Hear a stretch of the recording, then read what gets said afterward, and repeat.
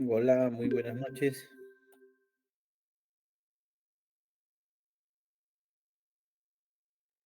Buenas noches, doctor. Buenas noches, doctor. Hola, ¿cómo están?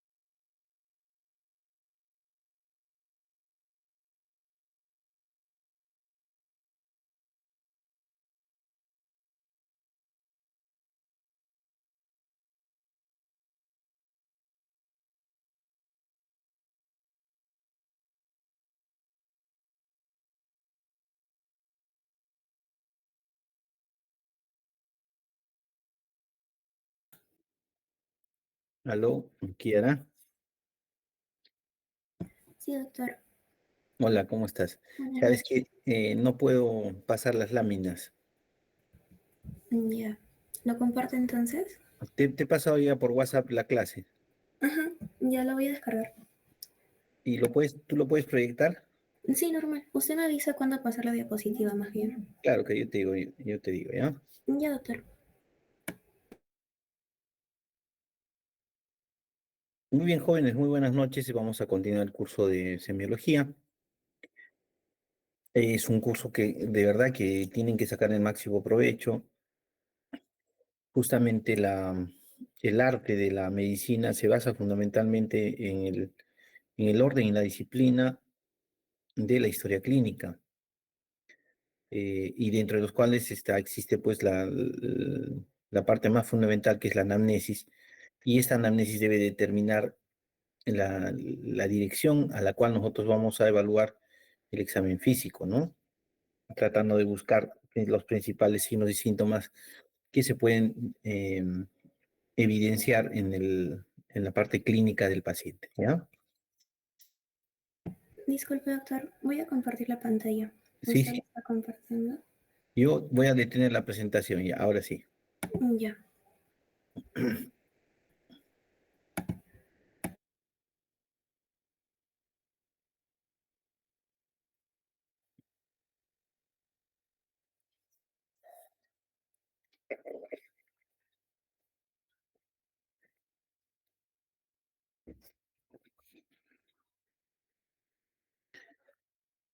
Muy bien.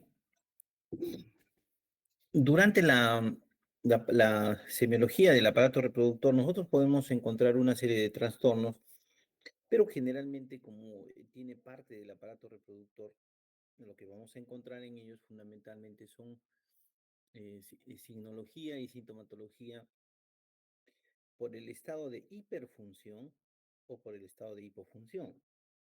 El estado de hiperfunción va a ser determinado probablemente por la actividad hormonal biológica del aparato reproductor y los estados de hipofunción efectivamente corresponden a la ausencia de los efectos biológicos que pueden tener estos componentes hormonales, ¿ya? Pero lo que debemos entender es que justamente durante el interrogatorio tenemos que de todas maneras recoger las causas y el curso evolutivo de la enfermedad que motiva el acceso al sistema de salud, ¿ya? Entonces, durante ese proceso, como nuevamente les repito, ¿no? Ahí se involucra la anamnesis. La anamnesis es el proceso del interrogatorio con la persona. En ese punto, lo que nosotros tratamos de hacer es verificar, por ejemplo, la vida afectiva sexual, ¿no? De la persona, si es soltero, si es casado, si es viudo, si es divorciado, ¿no? Qué frecuencia, digamos, tiene o qué relación tiene con la actividad sexual de la persona, dependiendo obviamente de su edad, ¿no? Además de evaluar las anomalías y algunas desviaciones que pueden ocurrir. Como ahora ya estamos digamos, en una esfera mundial donde se acepta la, el reconocimiento de otro tipo de géneros, pero para nosotros en medicina siguen siendo algunas desviaciones de la identidad sexual que nosotros debemos catalogar, ¿ya?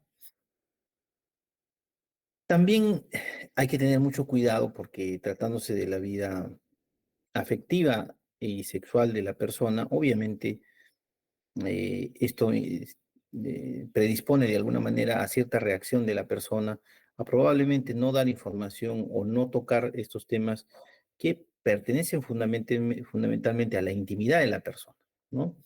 Esa intimidad se conoce como el pudor, ¿no? Por lo cual muchas veces nos van a ocultar información, ¿no? En ese punto, para nosotros, entonces, es importante porque tenemos que hacer gala de todas nuestras habilidades para poder este, sacar información al respecto, ¿no? Importante que durante el interrogatorio este se haga con naturalidad, con mucho respeto, con mucho cuidado, para que nosotros podamos obtener efectivamente respuestas verdaderas. La siguiente.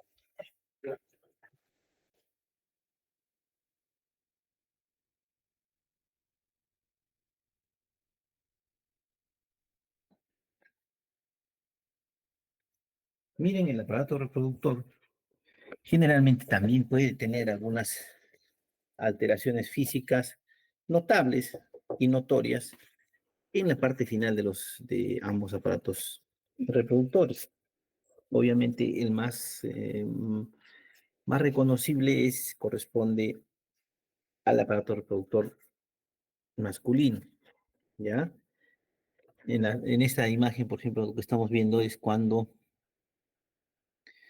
eh, el orificio del meato urinario no sale en la zona central, sino un poquito por debajo de la línea central del glande. Esto es una hipospadias granular, ¿ya? Ahí vamos a encontrar este tipo de defectos que nosotros podemos evaluarlos y verlos en, durante el examen físico, ¿no? Entonces, importante durante la evaluación verificar el orificio externo o el meato uretral en el pene de la persona de sexo masculino. ¿Listo? Puede ser también que el defecto sea mucho mayor, ¿no? Que incluso vaya por la parte ventral del rafe medio del pene. Entonces, miren, es un orificio mucho mayor, ¿ya? Esto ya constituye una hipospadias, ya más del cuerpo peneano. Y aquí también, miren, el orificio ya no está ni en el glande ni en el pene, sino en la parte más baja, ¿no? Eso se conoce como hipospadia periescrotal, ¿no? ¿Ya? Y en algunos casos, miren, incluso más, mucho más por debajo se puede encontrar estos defectos de la salida del meato uretral en las personas, ¿no? Por lo tanto, la apertura del meato uretral en un lugar que no corresponde y en la parte inferior es lo que se conoce con el nombre de hipospadias, ¿no? Hipospadia, ¿ya? Hipospadia. La que está en el glande es la hipospadia granular, la hipospadia peneana en el cuerpo del pene, la hipospadia periescrotal son las que encontramos en las imágenes posteriores. La siguiente. Cuando el orificio del meato uretral está por encima, también es un defecto, a eso nosotros le vamos a llamar epi, como está encima se llama epispadia, ¿ya? Cuando abarca todo la parte dorsal del pene se conoce como epispadia total. Esta de aquí se conoce como una epispadia peniana que toma todo el cuerpo del pene. Y otro tipo de alteraciones que vamos a encontrar es justamente, miren, en este caso, la falta de la apertura del orificio del,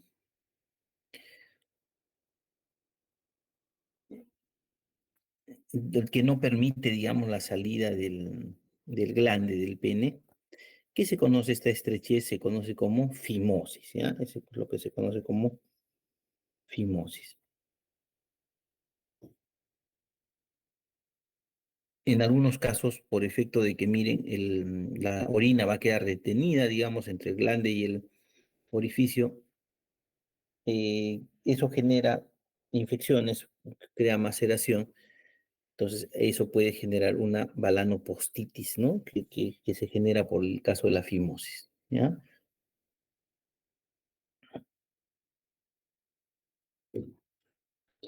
Cuando es cierto, puede salir el glande del pene, pero en la parte circular del cuello, puede ser prácticamente estrechada, ¿ya? Eso se conoce como parafimosis. Esta es una parafimosis, ¿ya?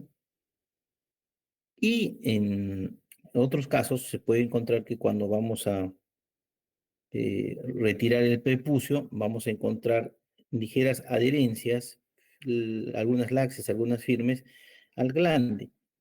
Esas lesiones se conocen como adherencias prepuciales. La siguiente.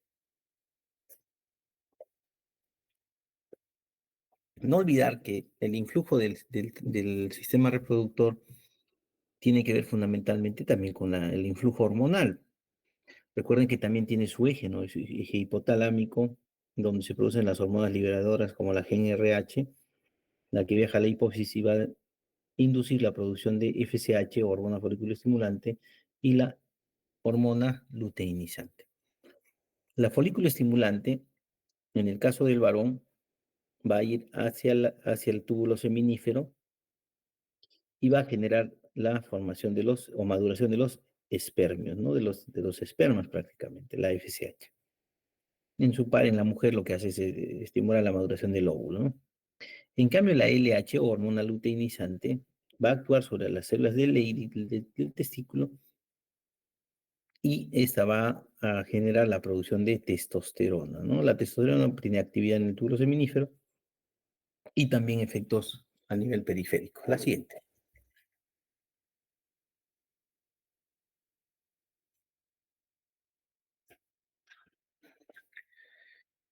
Vamos a ver ahora los trastornos que se presentan por hipofunción, ¿ya? Hipofunción.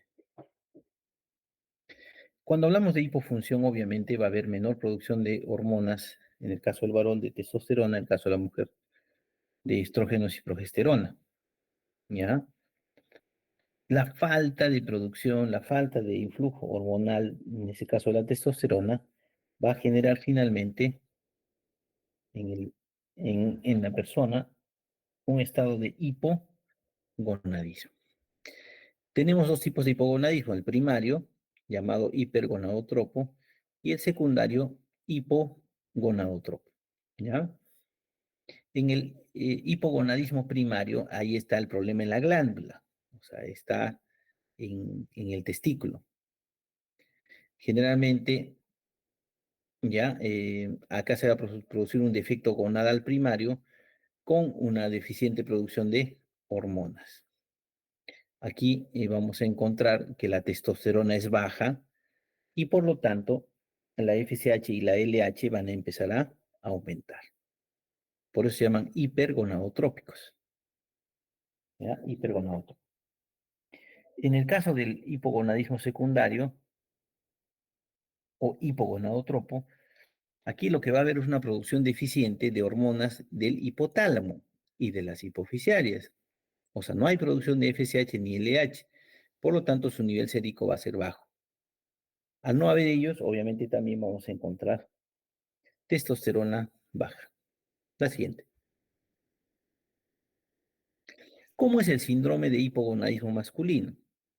Primero, esta se produce por dos causas fundamentales. Primero, la aplasia o destrucción total de los testículos, que es el hipogonadismo primitivo, la castración y el eunucoidismo. Y la segunda causa es la falta de su desarrollo secundario a la ausencia de estímulos hormonales hipofisiarios que van a originar atrofia testicular. ¿Listo?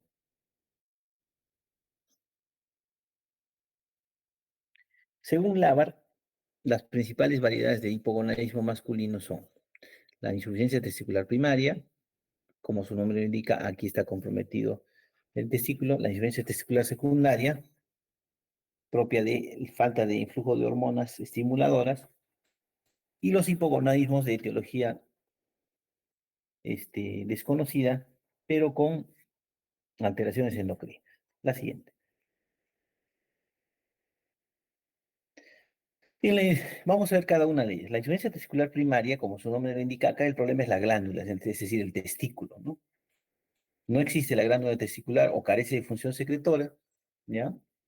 O esta se encuentra parcialmente comprometida.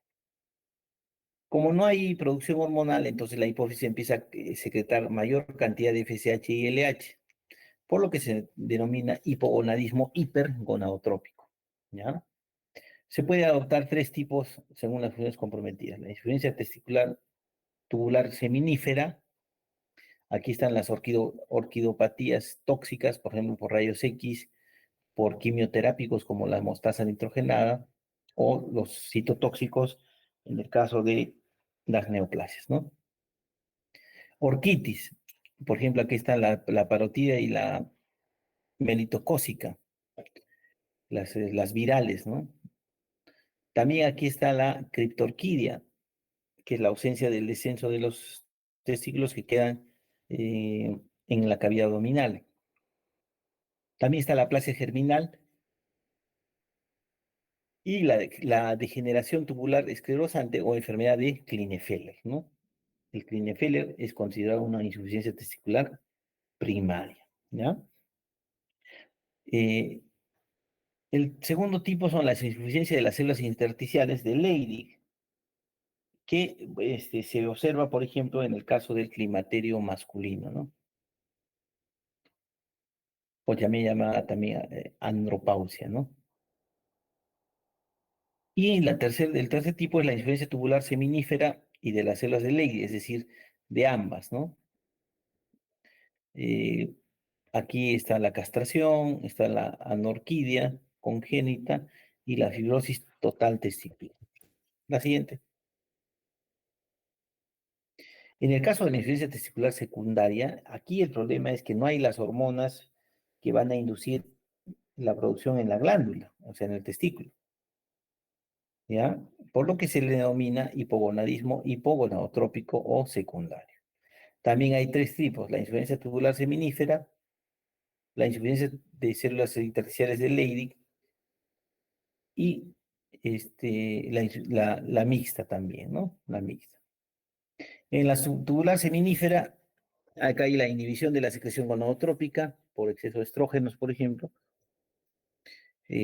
O sea, prácticamente se produce una castración química con el uso de estrógenos, ¿no?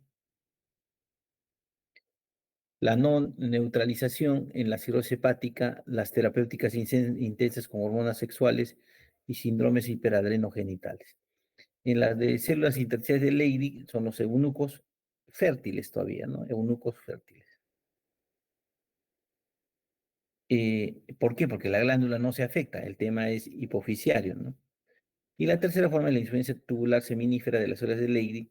Acá hay un fallo en la hipófisis de tipo gonadotropínico aislado, ¿no? Aquí está el eunucoidismo idiopático y los retrasos puberales, los panhipopituitarismos, la enfermedad de Sibons, la anorexia mental, la caquexia y la distrofia adiposo genital. ¿Ya? La siguiente.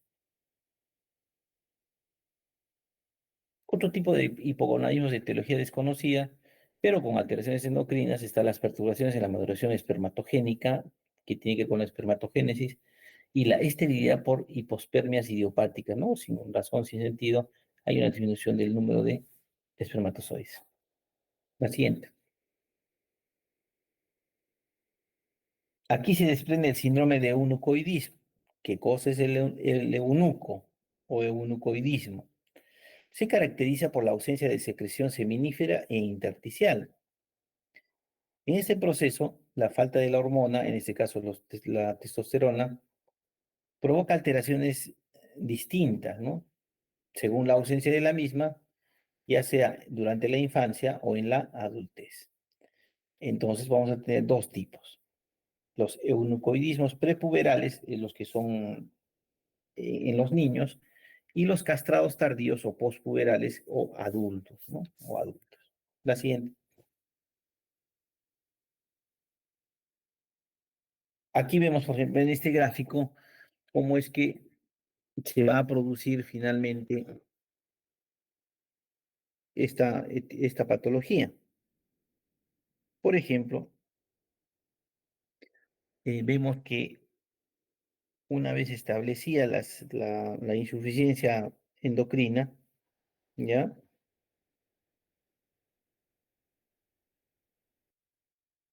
Lo que va a ocurrir en primer lugar es la castración quirúrgica, por ejemplo. Cuando, por ejemplo, por razones de torsiones testiculares, infartos testiculares, golpes o traumatismo, ¿no? De los testículos, ellos van a tener que ser extirpados quirúrgicamente, ¿no? Esa sería la causa de este problema. Segundo, la anorquidia congénita. Hay síndromes en los cuales no hay o hay una falta de desarrollo de los testículos. Y eso es lo que se conoce como el nombre de anorquidia congénita, ¿no? Y tercero, de que efectivamente son testículos que están presentes, pero que su tejido ha sido reemplazado por un tejido de cicatrización, que se conoce como la fibrosis total, ¿ya? Miren cómo el testículo, aquí en esta imagen, en la imagen del lado a la izquierda de su pantalla, lo que ustedes van a observar primero, ¿ya? Lo que van a observar primero es una,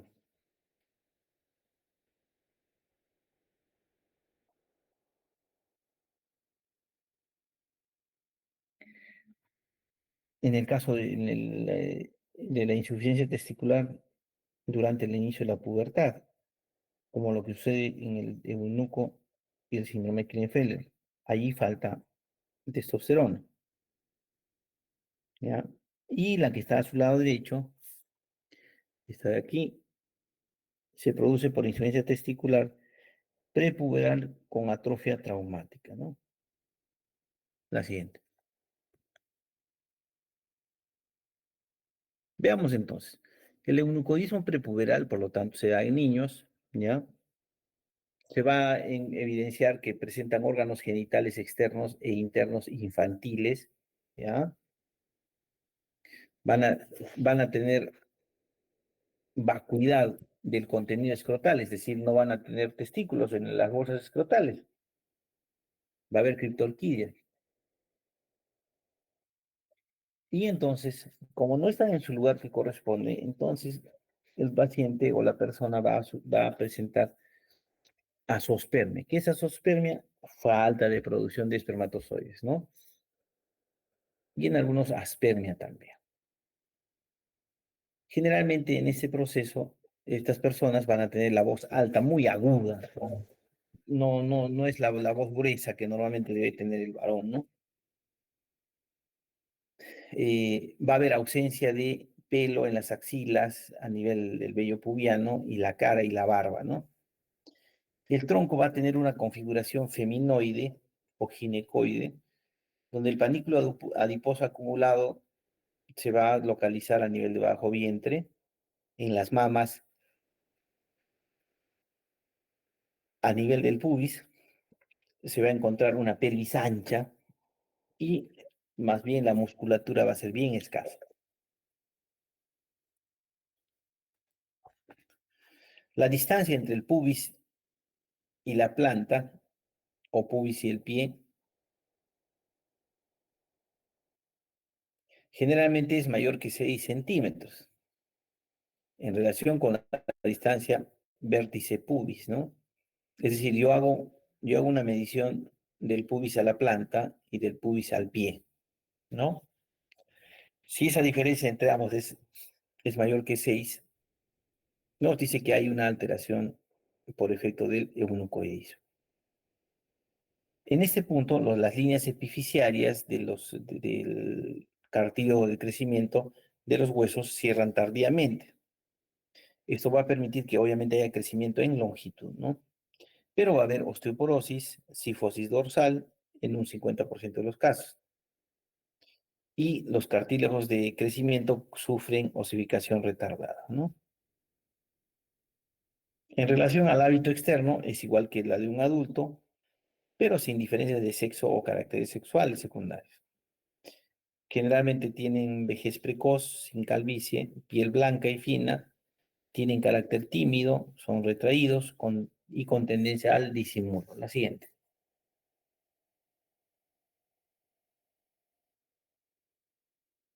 Kiara,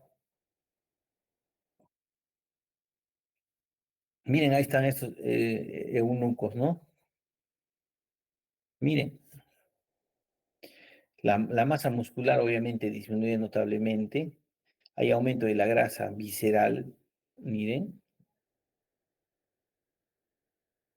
hay disminución en el cabello y alteraciones en la piel, la barba disminuye, hay osteopenia y hay osteoporosis. Fíjense ustedes que incluso hay ginecomastia y la pelvis es ancha, cosa que no debería suceder en un adulto varón, ¿no? La siguiente. Si hacemos un dosaje laboratorial en estos eunucos, vamos a encontrar que la FSH y la LH están aumentadas en sangre. La testosterona es escasamente detectable. Y cuando hacemos una prueba funcional, que es decir, estimulamos con una gonadotropina colónica humana, no hay respuesta. Por lo tanto, no se eleva la testosterona. ¿Por qué?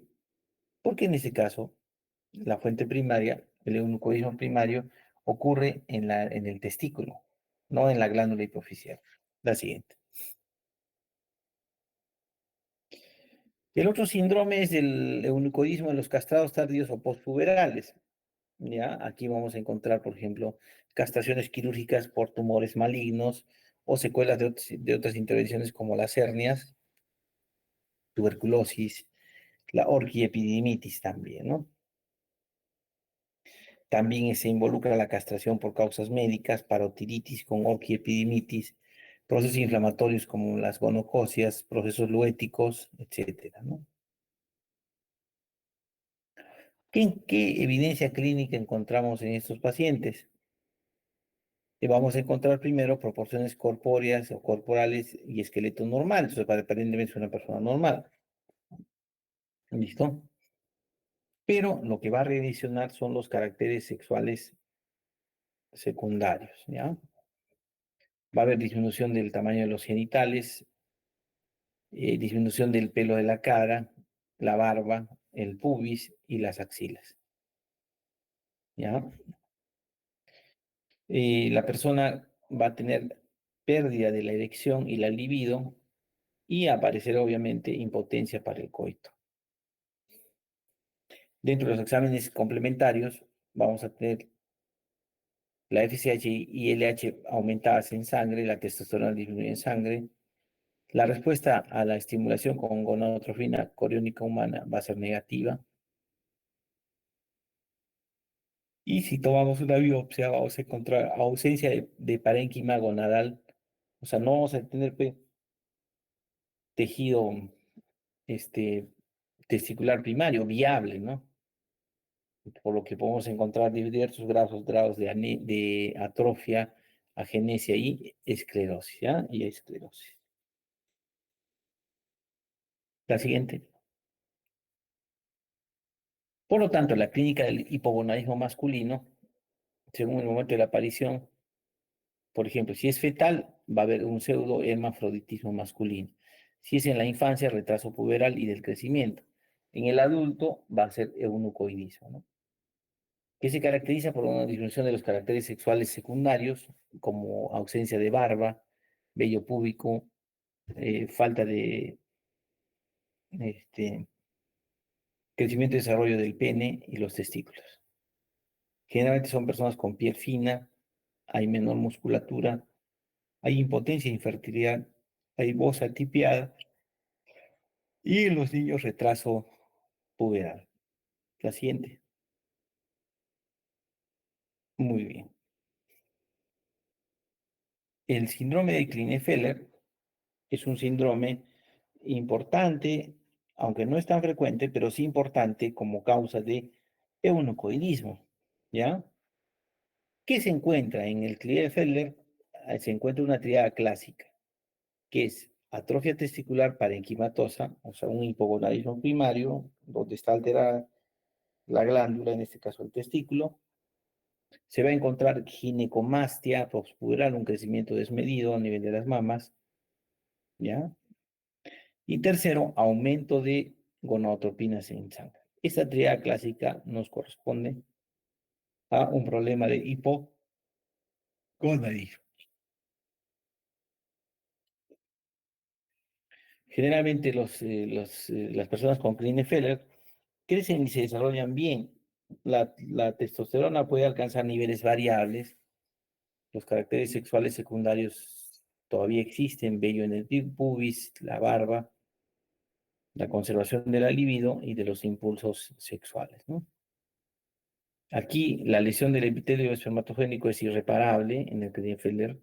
Hay azospermia y esterilidad, ¿no? Usualmente el sexo psicológico resulta generalmente ser o neutro o masculino, ¿ya? La siguiente.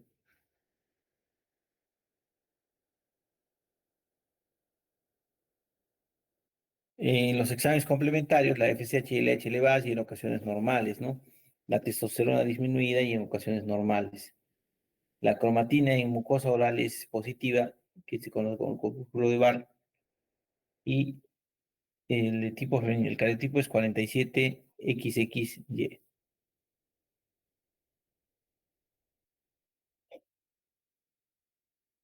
Miren esta imagen.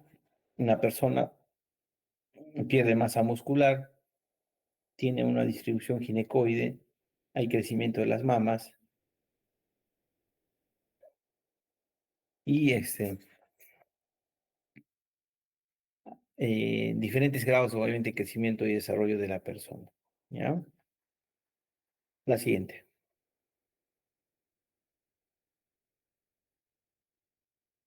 De ahí vamos a ver la ginecomastia. Usualmente la ginecomastia se define ya como el crecimiento sostenido sin control de, de las mamas en un varón, ¿no? O sea, imagínense el crecimiento de eso en un varón, ¿ya?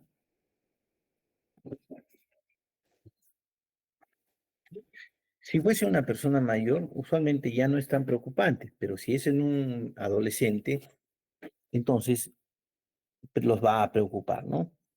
A veces es hereditaria y evoluciona sin trastornos psicosexuales ni anomalías gonadales. No obstante, los jóvenes que la padecen, obviamente con ginecomastia, viven incómodos y retraídos, ¿no? Evitan concurrir, obviamente, a actividades sociales en las playas y en los gimnasios para que no les digan nada, ¿no? La siguiente. Miren, ¿cuál es la etiología de la ginecomastia? Un minutito, por favor.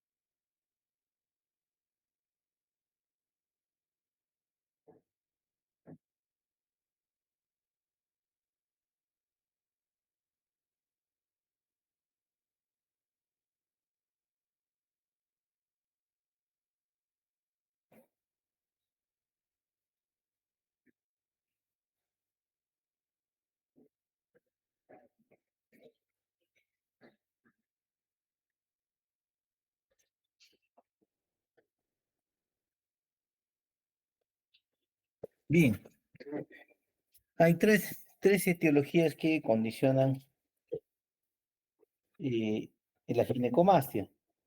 Vamos a ver, en primer lugar las de causa endocrina, la segunda es las iatrogénicas y otra las causas mixtas. Dentro de las endocrinas, un minutito, por favor.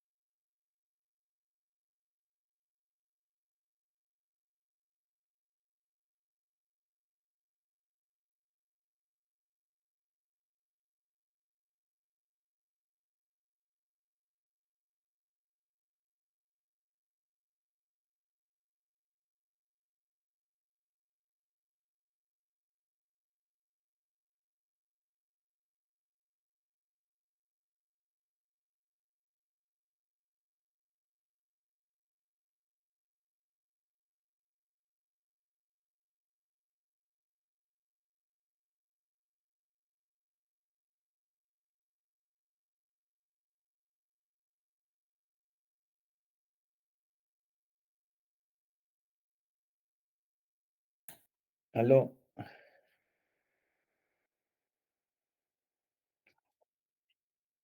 ¿me escuchan?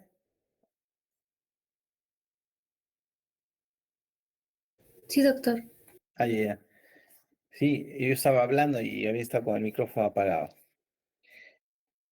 Bueno, en el cáncer endocrino, el tisular, el hipogonadismo por castración, el eunucoismo y el síndrome de Klinefelter. También está por efecto de algunos tumores que producen estrógenos. Por ejemplo, los tumores testiculares, los teratomas, por ejemplo, los tumores feminizantes de corteza suprarrenal, los tumores hiperfuncionantes de FSH y LH, ¿no? Y la tercera causa endocrina sucede en los pacientes con cirrosis hepática o insuficiencia hepática.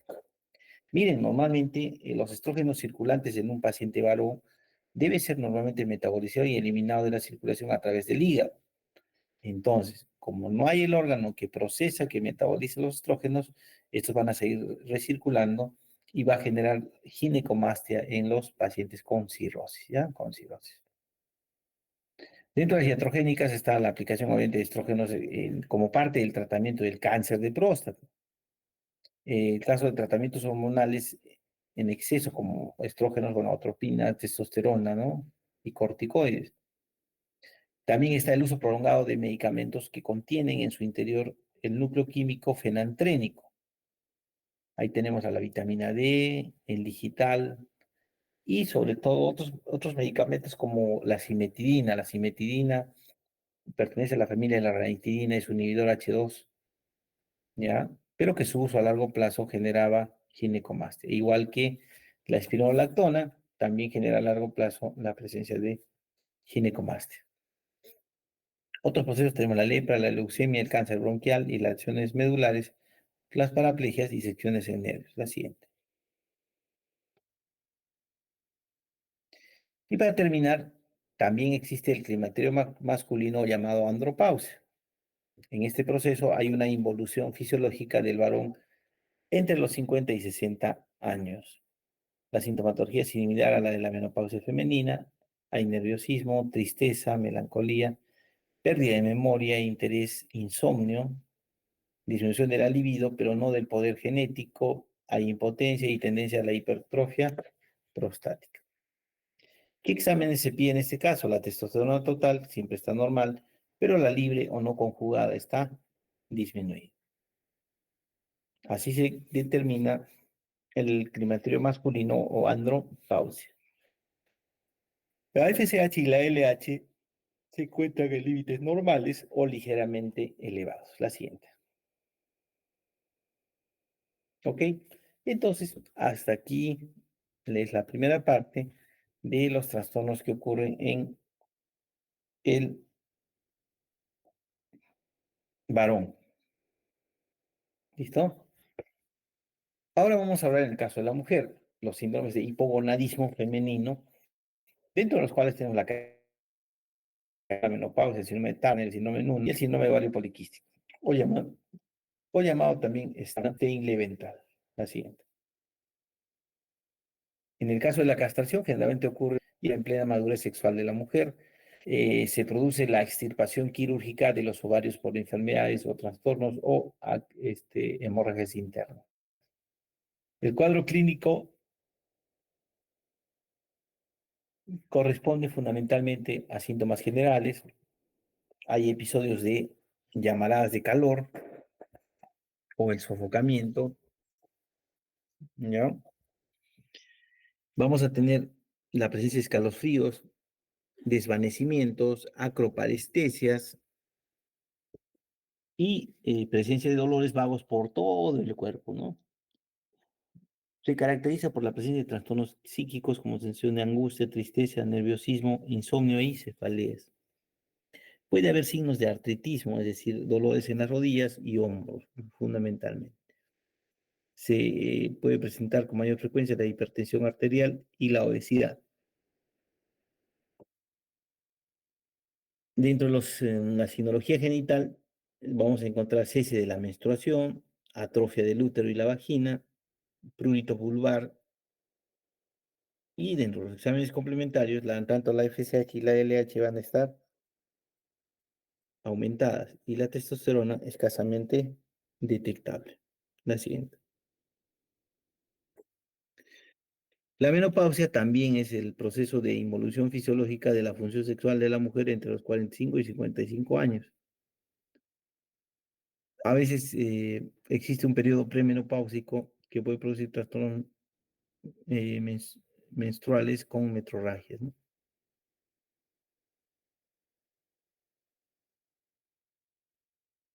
Dentro del cuadro clínico, 75% de casos van a ser similares a los de la castración.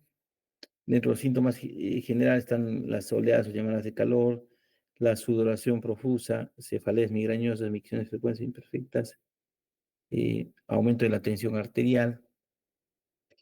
Hay trastornos artriti- artríticos, disartrosis cervical, periostitis escapulohumeral, con parestesias braquiales dolorosas, nocturnas, rodillas crujientes también, ¿no? Eh, Podemos encontrar variaciones marcadas de los caracteres sexuales secundarios, aumento de peso, la silueta se deforma, pechos flácidos y colgantes, aumento del hirsutismo, ¿no? Va a haber trastornos genitales, disminución del volumen de los ovarios y el útero, cornificación vaginal dura y craurosis vulvar.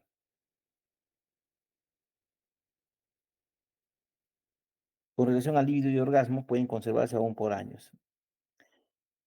En sexto lugar, los trastornos psicógenos, unas veces melancolía, tristeza, deseos de llorar, otras veces inquietud, ansiedad, erotismo exagerado y en otras ocasiones la severidad y el juicio se enriquecen. En algunos casos, esto le hace que hace que tenga una estabilidad que antes no la tenían. En los exámenes complementarios tenemos un endometrio con hiperplasia glanduloquística. Vamos a encontrar FSH y LH aumentadas, gonadotropinas a veces aumentadas, estrógenos disminuidos, ¿no? La siguiente. En el cuadro clínico, caída del cabello, sofocos, cambios en el sangrado genital, dolores articulares, debilidad en las uñas, sequedad vaginal, aumento de peso, sequedad de la piel. En ese periodo de la menopausia también vamos a encontrar cambios de humor con facilidad, dolores de cabeza, fatiga y también depresión.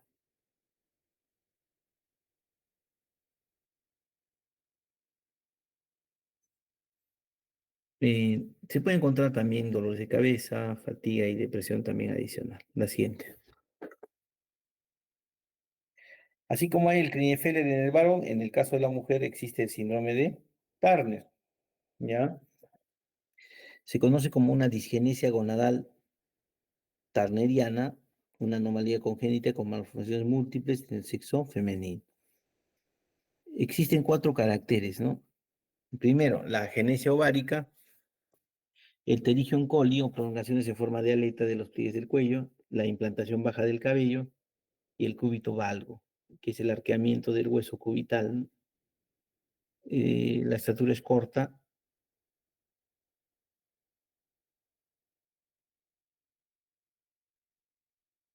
ya que es corta porque hay una falta de respuesta cartilaginosa a la hormona somatotrópica o hormona de crecimiento, ¿no?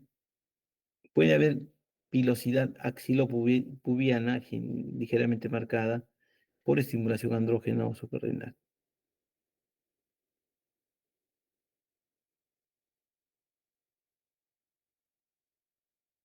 ¿Listo? Eh, También vamos a encontrar pilosidad axilopubiana ligeramente marcada debido a una estimulación andrógena suprarrenal. El tórax es ancho, hay retardo en el cierre de los cartílagos costales. Otras anomalías pueden ser un neo pigmentario, epicanto, cutis laxo, coartación de la aorta, mamas hipoplásicas, sindactilia y sordo. Pues,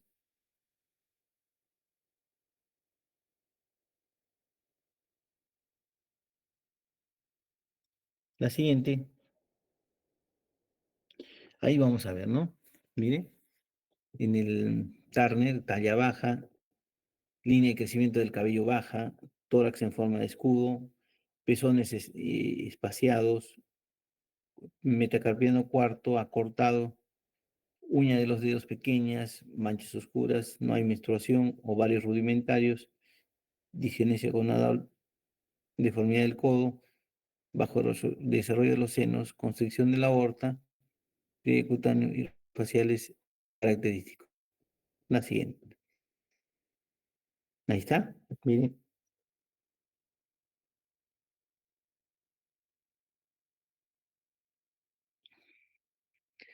en esta imagen, en este fenotipo, miren, ya no tiene una distribución ginecoide la estructura corporal, sino ya es una configuración androgénica, ¿ya?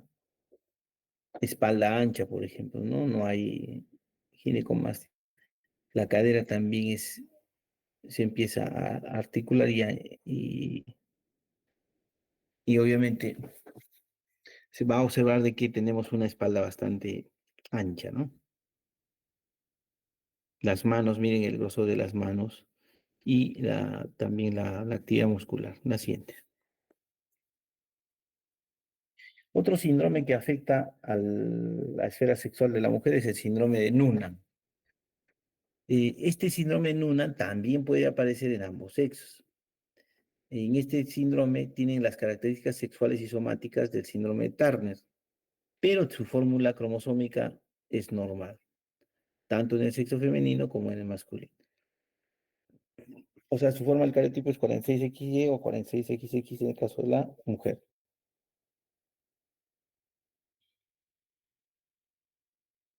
Esta última variante fue llamada síndrome de Turner masculino, ¿no? En este caso, a las características sexuales y somáticas del Turner se agregan la siguiente.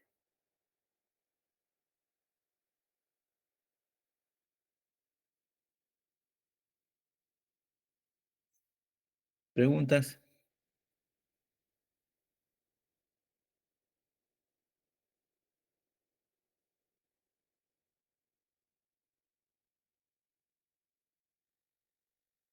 Bien, se han elaborado a través del tiempo algunos criterios diagnósticos para el síndrome de Noonan, o llamado también de Van der Burg, ¿ya? Hay criterios mayores y hay criterios menores. Dentro de los criterios mayores está la cara típica, la estenosis de la válvula pulmonar, la miocardiopatía hipertrófica o las alteraciones del EKG, en el cual podemos encontrar complejos QRS anchos con un patrón predominantemente negativo en ejes precordiales izquierdos. Su talla menor que el percentil 3, el pectum carinatum o excavatum. Pacientes o parientes con primer grado de afinidad. Y tener todos los siguientes: retraso mental, criptorquidia, displasia linfática.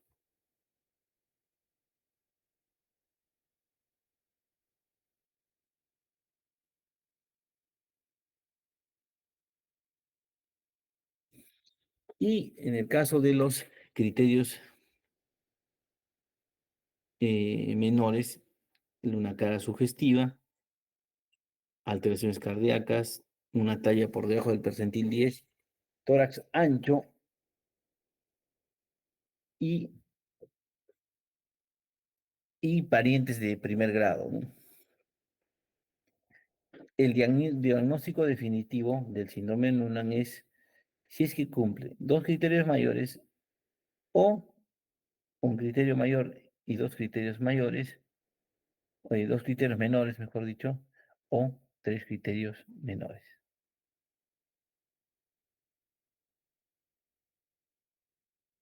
¿Listo? La siguiente. Aquí tenemos un síndrome Noonan, un niño con síndrome de cabellos rizados, cabeza con forma de triángulo invertido, fíjense ustedes, como no, se observa un triángulo invertido pareciera, barbilla pequeña, frente amplia, exceso de piel en el cuello, antebrazo separado del cuerpo. Miren,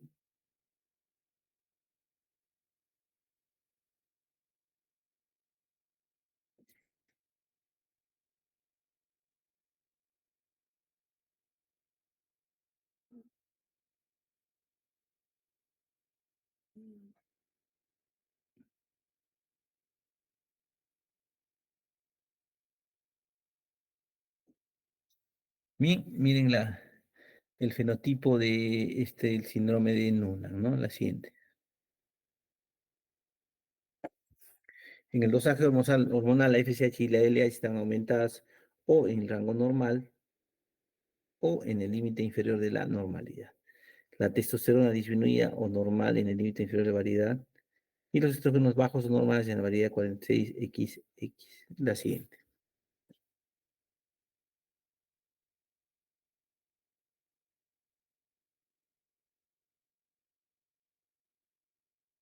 Vamos a ver ahora el síndrome de ovarios poliquísticos.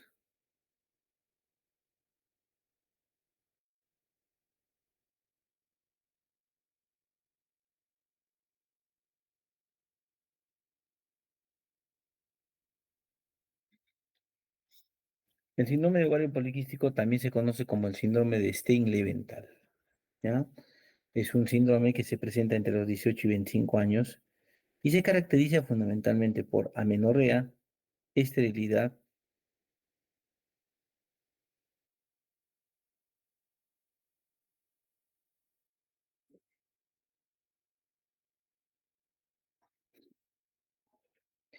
Este síndrome se caracteriza por amenorrea, esterilidad, hirsutismo y obesidad, ¿ya? En algunos casos acompañada ocasionalmente del aumento de tamaño de ambos ovarios y que poseen en su interior estructuras quísticas, ¿no? Por eso se llama poliquístico. Generalmente esta enfermedad depende de niveles elevados de hormona luteinizante o LH, pero sin provocar ovulación, lo que determina un trastorno en el eje hipotálamo hipófiso ovárico. Los ovarios con múltiples folículos atrésicos en la superficie y el engrosamiento de la teca interna pueden producir aumento bilateral de ovarios.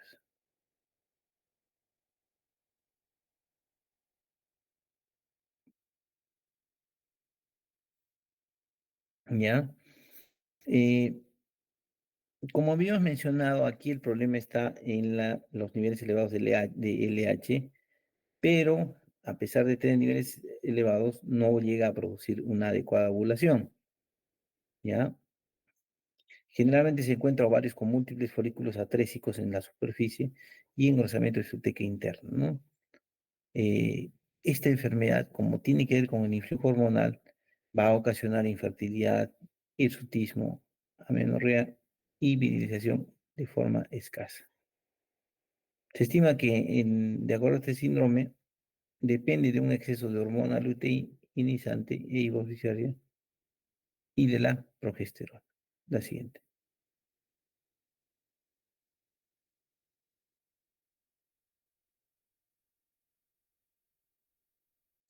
Vamos a ver ahora cuáles son los requisitos para decir que hay poliquistosis ovárica o síndrome de Stein-Levent. Generalmente se evidencia crecimiento de ambos ovarios, predominando siempre uno de ellos, ¿ya? La corteza ovárica se pone un poco gruesa y fibrosa, la capa albuginea, y se van a observar múltiples quistes foliculares, hiperplasia interna y endometrio proliferativo, a veces hiperplásico, que a veces es la única forma de decir.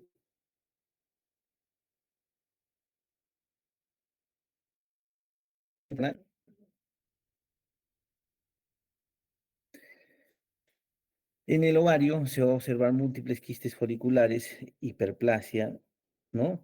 Y este detalle que es muy importante, que es el endometrio proliferativo, a veces hiperplásico. La siguiente.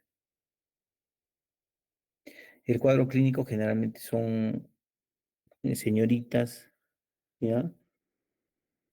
Y donde claramente el, el diagnóstico se hace con el cuadro clínico, ¿no?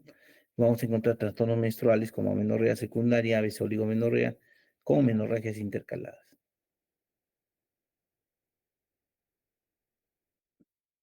Generalmente presentan ciclos anovulatorios, es decir, que no se presenta ovulación.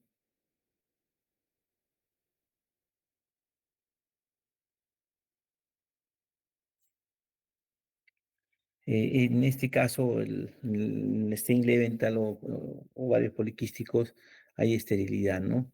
Las mamas tienen aspecto normal, hay una obesidad en un 10% de los casos, hirsutismo o aumento de las vellosidades en la cara, en la barba, virilismo, hipertrofia del clítoris, voz dureza, presencia de acné, ¿no?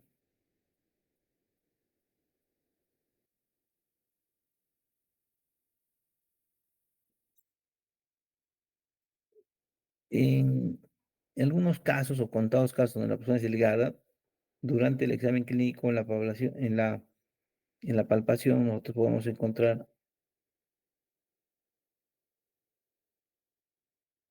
en esa palpación podemos encontrar ovarios grandes poliquísticos. La siguiente. El síndrome de ovario poliquístico tiene que ver con hiperandrogenismo, exceso de andrógenos, acné, hirsutismo, tiene que ver con la formación de, ya, induce a la obesidad. También hay reportes nuevos que indican que va a haber diferentes grados de resistencia a la insulina, ¿no? Clínicamente eso se puede ver en los pacientes que tienen acantosis nigricans. La siguiente.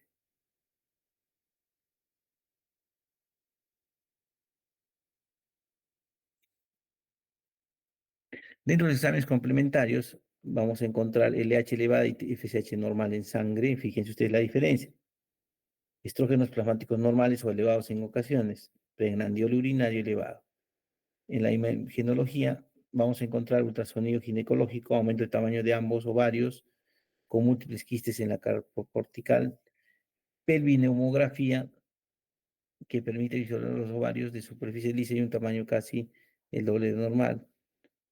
Y se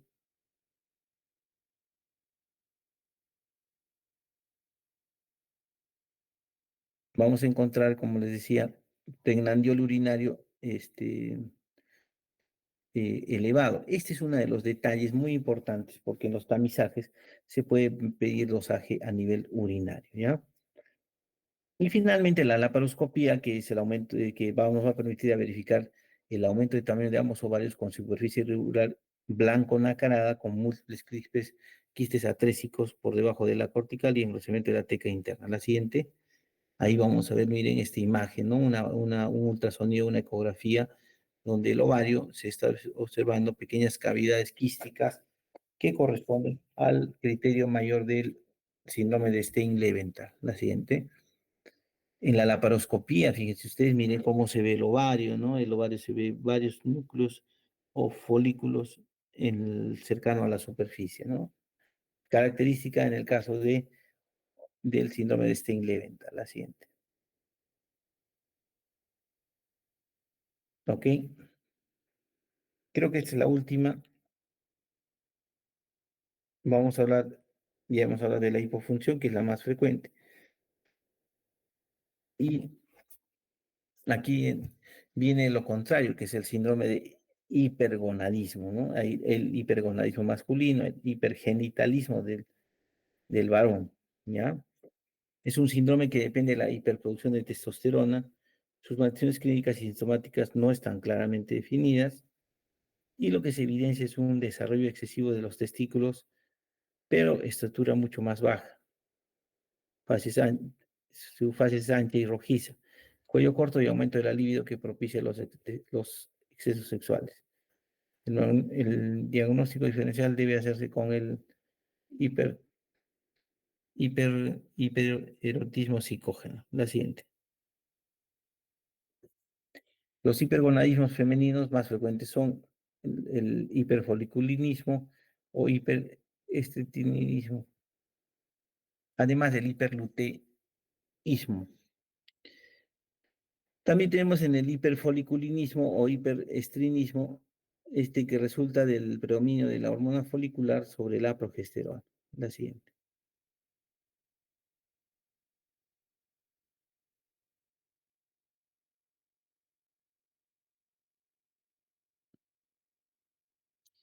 También tenemos el síndrome premenstrual antes de la menstruación.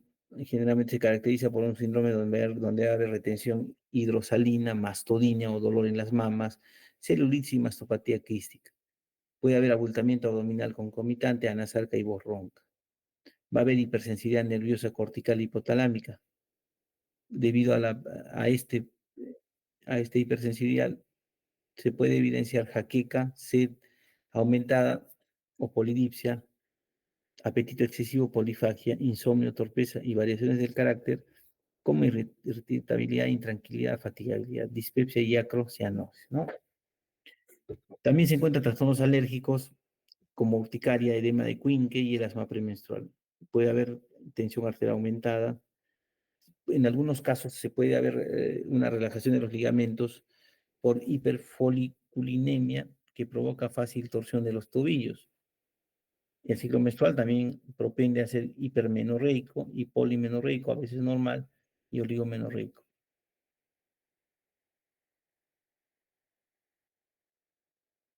¿Ya? En la adolescencia puede haber dismenorrea y esterilidad. En el examen físico puede haber eh, aumento del desarrollo mamario y de los genitales externos como los grandes labios, ¿no? La siguiente. Exámenes complementarios con atrofinas aumentadas, hiperestrogenemia, fenolesteroides aumentados, pregnanolol disminuido, frotis. En el frotis vaginal vamos a encontrar en el estudio de la celularidad una mayor cantidad de células eosinofílicas. La siguiente. En el caso del hiperluteísmo, aparece por exceso de progesterona, el luteísmo primario por hiperfunción ovárica, el signo más característico es el retardo menstrual con fenómenos pseudogravídicos, turgencia de senos y pigmentación de la areola, ¿no?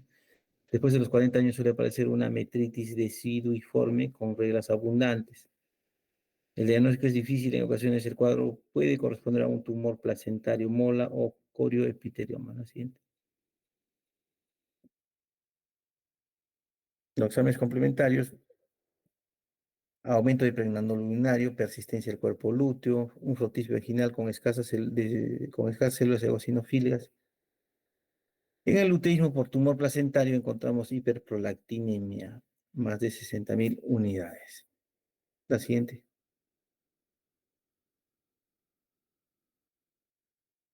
Muy bien.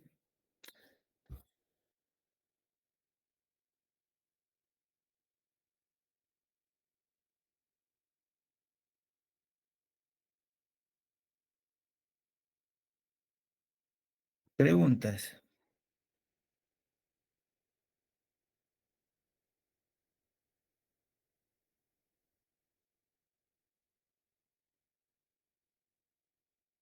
Todo claro, doctor. Muy bien. Listo, Kiara. Después coordinamos la próxima clase por interno, ¿ya? Sí, doctor, está bien. Pero tiene que ser presencial, ¿ya? ¿Listo? Ok. Muy bien, jóvenes señoritas. Muchas gracias por su atención y nos vemos la próxima clase.